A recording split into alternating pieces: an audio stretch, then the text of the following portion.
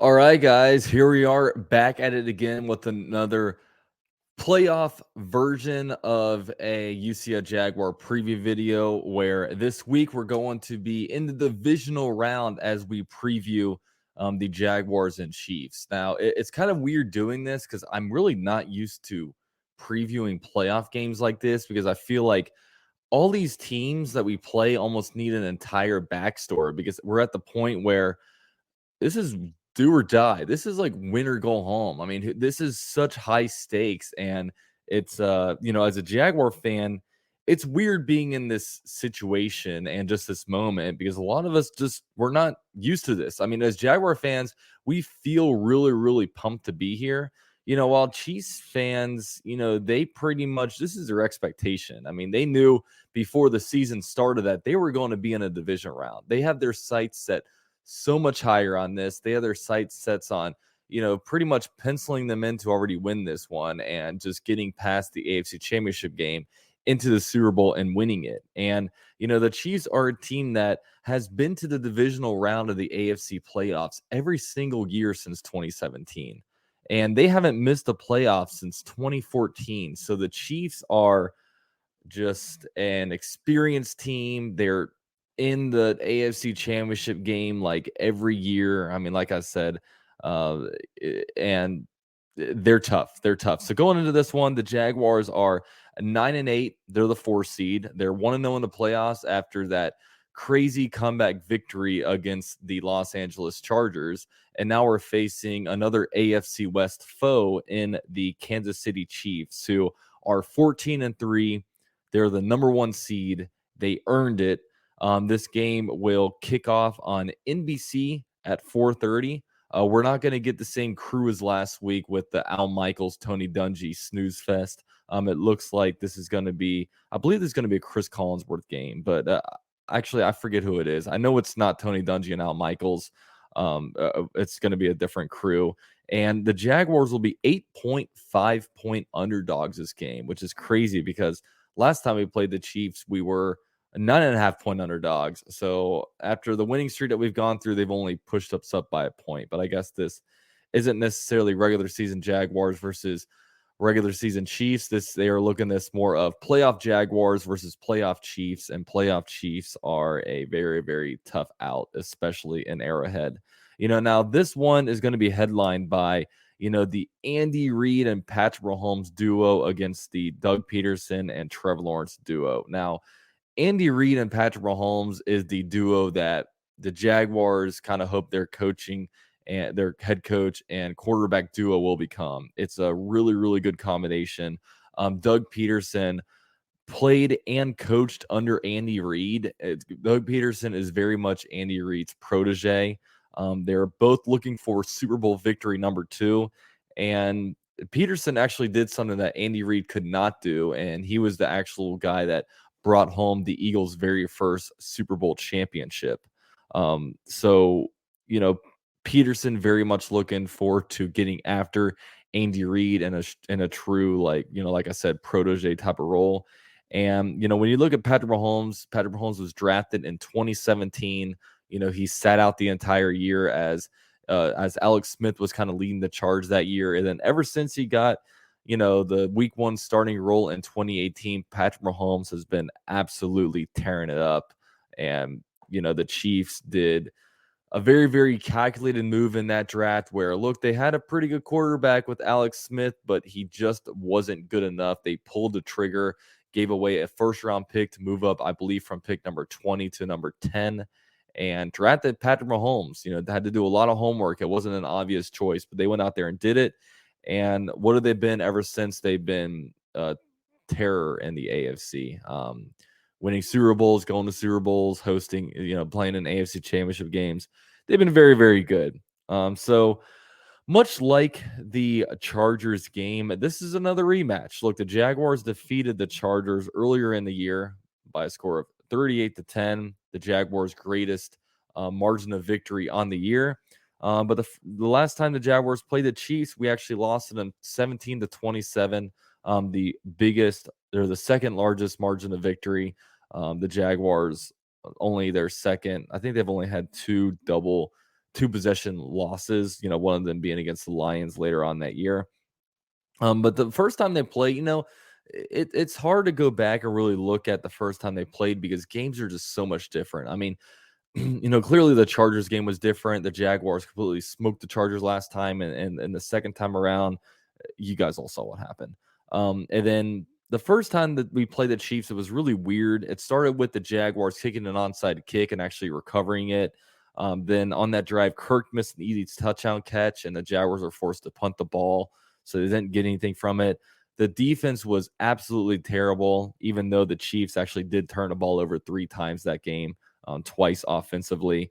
Riley Patterson was terrible this game. He was 31 to 36 on the year, which is pretty good.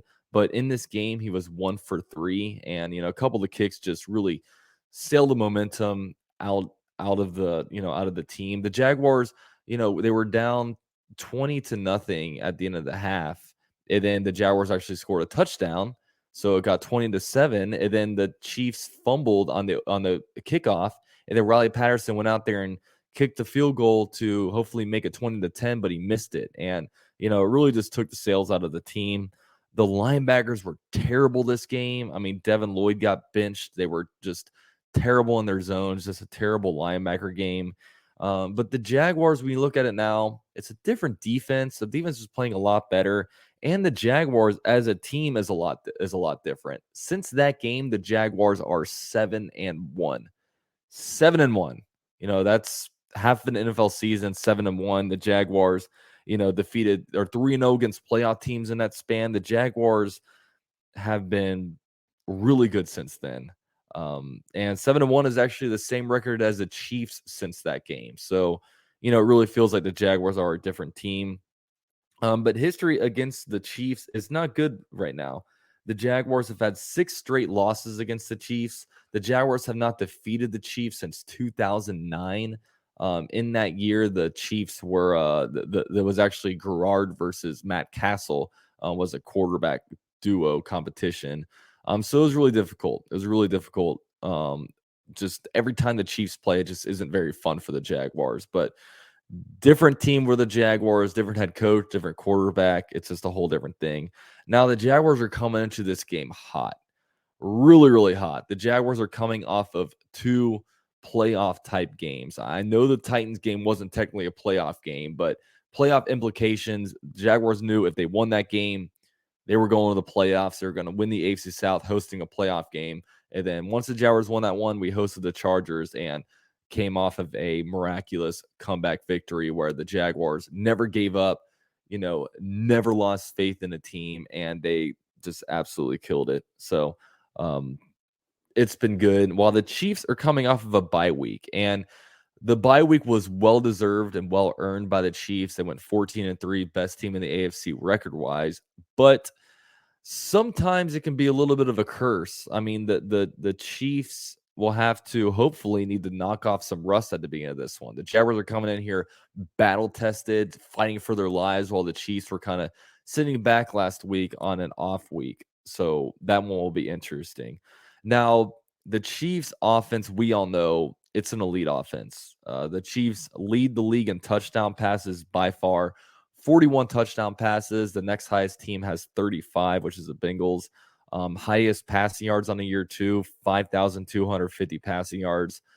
Even though the Chiefs lost Tyreek Hill, the pass game is still just absolutely elite. Now, the middle of the road in rushing, they definitely do most of the work in the in the passing game. That's kind of how and they're a team that, a lot of times they pass through the run. I mean, there's a lot of reverses that are kind of forward pitched that are pretty much run plays, but they'll go as pass plays. And sometimes, they go pretty deep. So sometimes the rushing stats are a little bit skewed. Now, defensively, they're not great in some categories. I mean, their defensive line is very good. 55 sacks on the year. That's second in the league behind only the Philadelphia Eagles. But the defense, they really rely on the defensive line to be able to get pressure because their back 7 when it comes to coverage isn't great. The defense has allowed the most touchdowns in the NFL with 33. And they're also 27th in completions allowed. So they definitely rely on being able to get pressure on the passer, and kind of what they did against the Jaguars. They got several sacks against the Jaguars, but Trevor Lawrence was able to throw on these guys and get some good, passing yards. After the Jaguars played last time, you came away feeling pretty good because it was right before the bye week. The Jaguars had defeated the Raiders, and they went to Kansas City and played a really tough game. And, we were at that point where, look, the Jaguars were out of the playoffs, no chance of playoffs. We're just going to hope that Trevor Lawrence can finish the year strong, and we see progress with him. And after that game, you saw some good progress out of Trevor Lawrence. He looked pretty good. But yeah, we can get some work against this defense. Now, our defense wise, I mean, the Jags are terrible against tight ends. We're 30th in passer rating allowed against tight ends. But I made the point on Twitter where maybe it's a good thing where our biggest weakness on defense is against tight ends, because even teams that are strong against tight ends don't do well against Kelsey. Kelsey just completely tears up any defense. I mean, he might go down as the best tight end in NFL history. He's definitely top 5 at this point. Just a really, really good tight end, always getting open, just kills it in the tight end game. I mean, he is just an absolute cheat code. So, the Jaguars probably will not be able to stop Travis Kelce. But at the same time, what NFL team does stop Travis Kelce? It's very, very difficult. Now, what can the Jaguars do defensively to slow down the Chiefs? Now, the Jaguars absolutely have to get pressure on Mahomes. Like, if Mahomes is back there with all the time in the world, he's going to be able to find somebody. And if he can't find anybody, he'll run the ball, because Patrick Mahomes is definitely very mobile. He can run around really well. We're going to need strong linebacker play. Last game, like I said, when we played the Chiefs last time, our linebackers were very bad. Devin Lloyd got benched for Chad Muma. We were getting killed in the crossing routes. And, right now, linebackers are playing a lot better. And I feel like they're getting the perfect amount of work between Devin Lloyd and Chad Muma. But Devin Lloyd has to be a lot better this game. That's for sure. Because they were just killing us in crossers, man. Now, we need to continue to stop the run. The Jaguars are good against the running backs. They're good against the run. So we need to just continue to play our game when it comes to that category. And we need to force the Chiefs to 3rd and long, man. Need to force the Chiefs to 3rd and long. And then hopefully once we're in those positions, the Jaguars can play a little bit more man coverage, because, last game, the Jaguars against this last game in general, the zone coverage wasn't doing very well. I actually rewatched the game, but when they switched to man coverage, the Jaguars did a lot better. However, the one weakness was that, Patrick Mahomes was able to see like guys were covered, and he was just able to run for the first down. So it was really, really hard to stop him. But in general, I mean, it's hard for NFL teams to stop Mahomes. The best way to stop Mahomes is if Mahomes just has a bad day. And you just have to luck into something like that. And because, I mean, I imagine Chiefs are going to score at least 28 points this game. So we just have to pretty much outscore the Chiefs and Mahomes and slow down, get them to 3 and outs, limit their possessions, get more possessions than the Chiefs, and be the team that touches the ball last. Because I knew last game against the Chargers, I was like, look, whoever gets the ball last probably wins. And luckily the Jaguars were able to kick a field goal when time was expiring, because when Etienne had that run on 4th and 1 and ran all the way down, we're lucky he didn't score a touchdown, because if he scored a touchdown, I think the Chargers got the ball with 120 or 130 left, and then it's like, all right, all this guy needs to do is go down and get I don't know. It would have been worrisome. I don't want to put the Chiefs in a position where they're getting the ball back with 2 minutes and they need to get a field goal or a touchdown to score. That will be very, very scary. So, yeah. Now, on offense, the Jaguars need to have a game plan for Chris Jones. And Chris Jones is just really, really good. And I really feel like he doesn't get his due around the NFL. I feel like people are so enamored with Aaron Donald, where like people, and it's crazy because the Chiefs have been so good, but I feel like not a lot of attention is given to Chris Jones. I mean, Chris Jones has 15 and a half sacks on the year as a defensive tackle, 17 tackles for losses. Like, their strength is definitely the D line with Chris Jones, and they obviously have Carlos Dunlap and also George Karlaftis. Really, really good D line. Now, similar to the Chargers, the Chiefs play a too high safety, so they can be pretty susceptible to the run game because they're more so, focused on being able to stop the pass. So with that said, the Jaguars, we can't get down early. As much as crazy as it is when we go down and we make these crazy comebacks, how awesome it is to talk about it.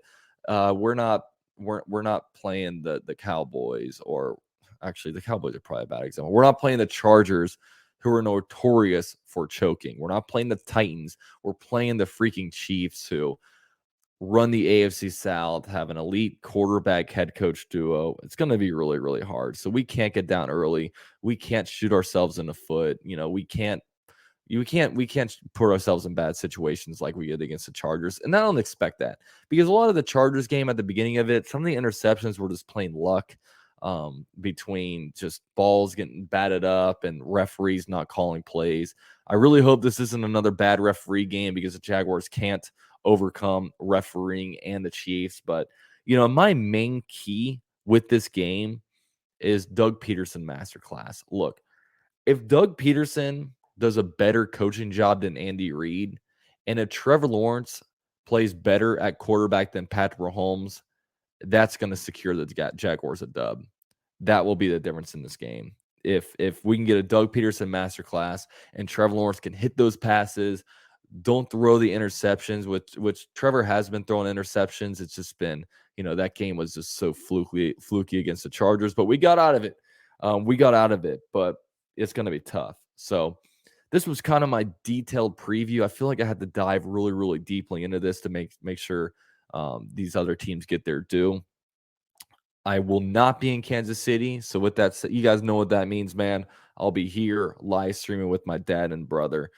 So exciting. So much on the line, guys. There's 8 teams left in the NFL playoffs, and your Jaguars are one of them. After this weekend, 4 teams left. It'll be conference championship weekend. And I hope the Jaguars will be playing one more week, because this playoff football is addicting. This Jaguar winning is addicting.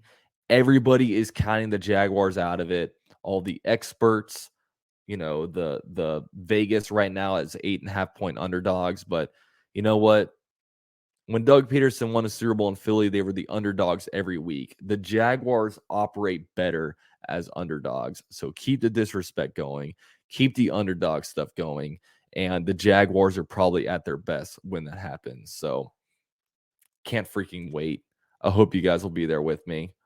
Before you leave, man, drop a like. Also subscribe to the channel. We're almost at 16K. 16K for Trevor Lawrence, man. Let's get there before the game on Saturday. And for good luck. Okay. So with all that said, thank you guys so much for watching. Go Jags.